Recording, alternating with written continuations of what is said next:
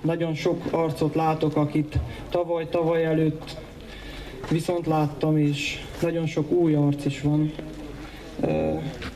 Örömmel tölt el az, hogy gyarapodik a motoros túra, és tovább fejlődik.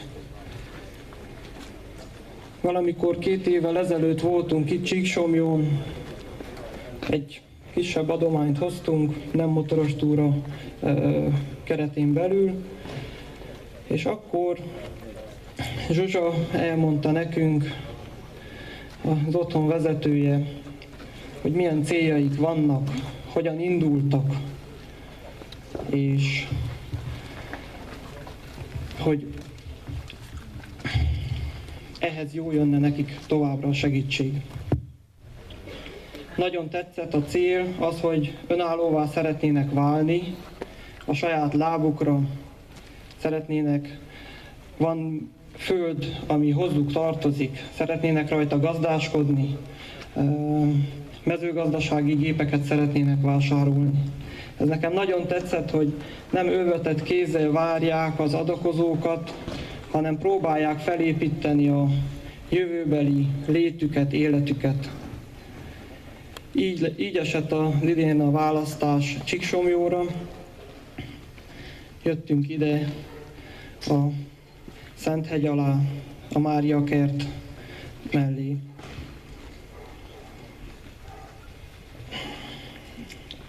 Picit beszélnék a szervezésről. Sokan kérdik, hogy nehéz-e, meg hogy mint van ez. Én azt mondom, hogy csak a mersz kell hozzá, mert beigazolódik az a mondat, hogy a jó akaratot a környezete akaratlanul is segíti. Nem volt az a probléma, amit egy kéréssel ne lehetett volna megoldani.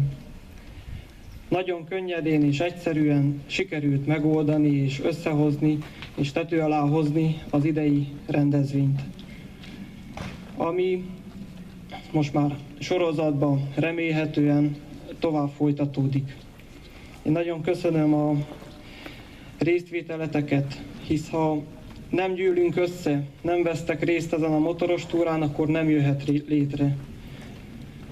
Nagyon köszönöm azoknak, akik segítettek, egy pár nevet felsorolnék. András Gellért, aki a színpadba segített. Szentgyörgyi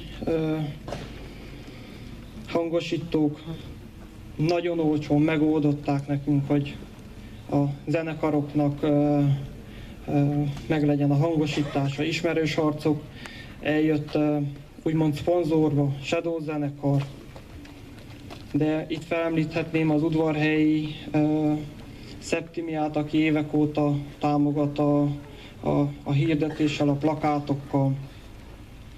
Balázs Jánost, aki minden évben az üdítőt és az ásványvizet biztosítja a motoros túrán.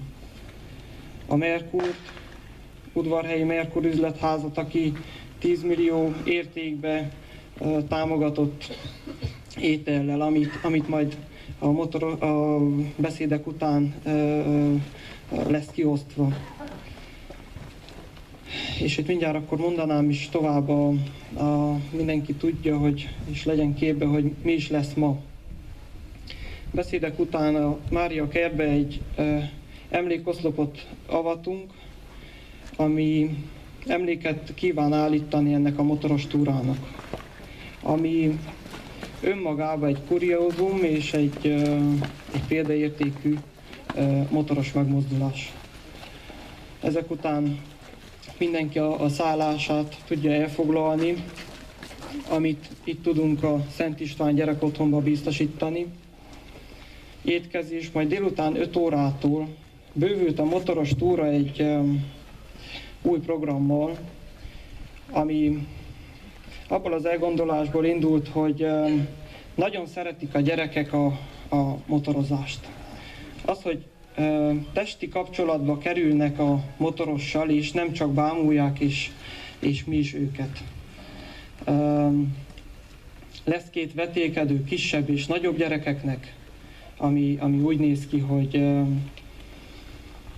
ezt inkább hagyom a későbbiekre, itt nem húzom tovább az időt vele. Este 8 órától fog fellépni az Ismerős Arcok zenekar, és utána a Shadows. Mindenkinek meg lesz a későbbiekben is az adakozásra a lehetőség. Itt áll a motoron a tulipános láda, hagyományosan 2008 óta, és én azt mondom, hogy maradjunk annál a megnevezésnél, hogy egy tank benzin árával segítsük a gyerekeket, segítsük a céljukban, hisz meglepő volt számomra, és nagyon tetsző, amikor Zsuzsa elmesélte, hogy a nyári keresetükből talán 4 fiúnak nincsen meg a sofőrvizsgája. Élni akarnak, mennek tovább, segítsük őket a ládába az adományokkal. Megemlíteném továbbá azt, hogy pólókat lehet majd vásárolni, emlékpólókat, 30 lej vagy 2000 forint értékbe, amivel a motoros túrának a létrejöttét segítitek, hogy tudjuk továbbra is megszervezni és továbbra is vinni ezt a motoros túrát. Még egyszer nagyon szépen köszönöm, hogy mindenkinek, hogy eljött, és kívánom, hogy érezzétek jól magatokat.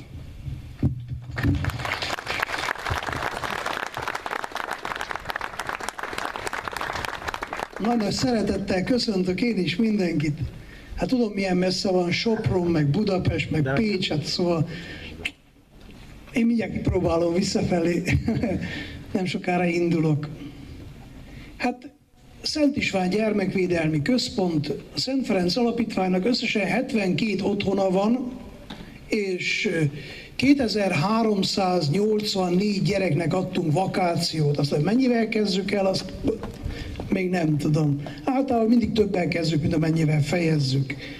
A 20 év alatt, mert 20 éve működik az alapítványon, közel 5000 gyereket fogadtunk be, úgyhogy nagyon nagy családunk van, és itt Csíksomjon igazából nagy diákok vannak, csak a kisebbek azok a környező otthonokból jöttek el csodálkozni, meg hát lehet motorozni is persze. De nem csak a gyerekeket hoztam fel a színpadra, hanem Bethlen Gábornak a zászlaját. Erdélyiek vagyunk mi, és roppant büszkék, hogy 400 évvel ezelőtt választották meg Kolozsváron Bethlen Gábort Erdély fejedelmévé. És úgy beszéltük, hogy meghirdetjük a kiengesztelődés, a békesség évét, a Bethlen Gábor évet. Igazából ez a nagy fejedelem mitől lett olyan nagy? Hát azzal, hogy még mielőtt fejedelemé lett volna, körbejárt az összes főnemest, személyesen ismerte, de elment a temesvári, meg a pécsi, meg a többi pasához is, leült a külföldi nagyhatalmakkal is, nyugodtan, elment a szultánhoz is, vele is beszélt. És az a párbeszéd, ez a kiegyezés olyan jól sikerült, hogy béke lett itt Erdély földjén. Előtte a bátoriak nagyszerű fejedelmek voltak, ugye lengyeli király is lett közülük, de hogy mondjam, roppant arrogánsak tudtak lenni. Tehát a székelyekkel annyira összebalhéztak, hogy itten Csíkszentdomokoson az egyik bátorinak, Bátori Endrének a fejét le is vágták. Hogy mondjam. De a bátoriak megostromolták Nagy Szebent is, tehát hogy sok kellemetlen nehézség volt. Tehát mikor Bethlen Gábor hatalomra jutott, akkor nagy-nagy feszültség volt Erdély területén. A felekezetek, a nemzetiségek, pártok, mindenki hasonló lehetett, mint most. És ez az ember egy asztalhoz tudta ültetni ezeket az erőket, és azt mondta, hogy elég nagy ez az Erdély, elég nagy ez a Kárpát-medence, van itt munka mindenkinek, fogjunk össze, valami jót csináljunk, ne egymás torkát szorongassuk. Na hát én valami hasonlót szeretnék, hogy ebbe az évben legyen egy kiengesztelődés. Mi erdélyi magyarok azt éljük meg, hogy Szent László idejében volt egyfajta kiegyezés, aztán Bethlen Gábor idejében.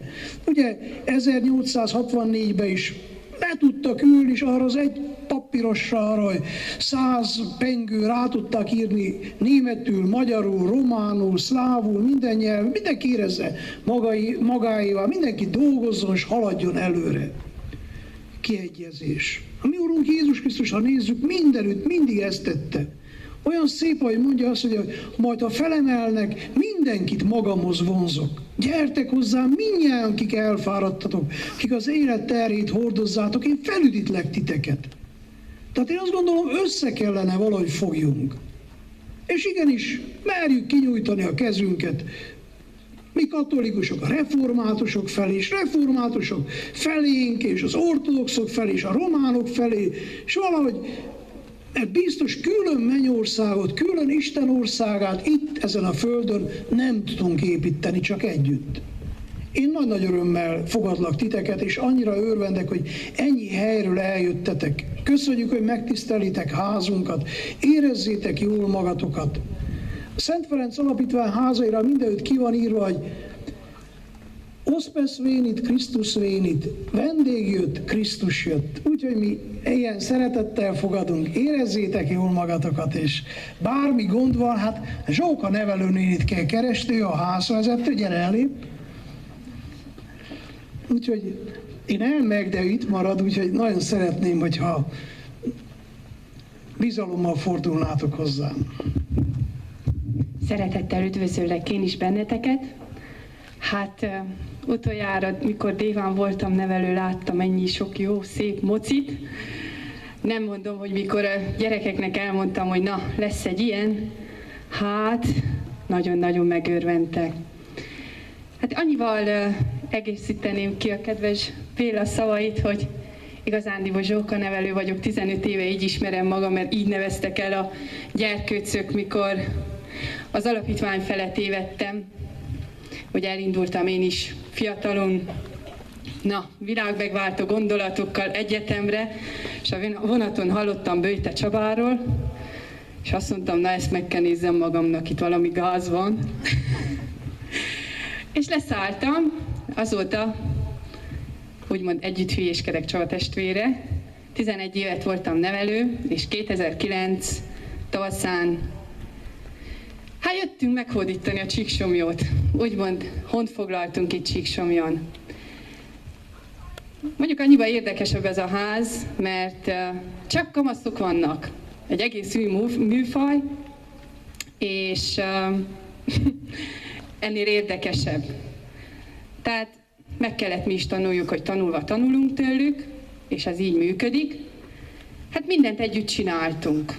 Elkezdve a járdáról, csűr, fal, tehát kert, állatokat nevelünk, legalábbis próbálgatunk kisebb-nagyobb sikerekkel,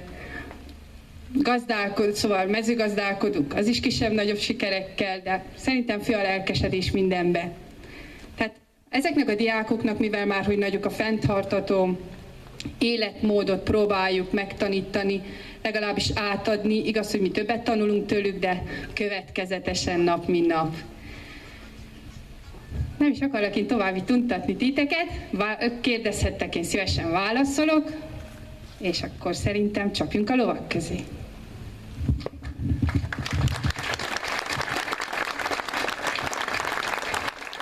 Tehát ha a reklám hely, akkor, hogy mondjam, nem csak egy tankbenzint fogadunk szívesen, ha valaki úgy gondolja, hogy itt marad legalább 1-2 évre, állunk eléje. Igen, még van egy pár meghódítandó felület Erdélyben. Például mostan Segesváron kínáltak fel nagyon szép ingatlant, úgyhogy meg sok máshol is, úgyhogy lehet házakat indítani. Azt gondolom, jó lenne hátra menjünk akkor a kopjafához, hogy mondjunk el egy imátot, jó?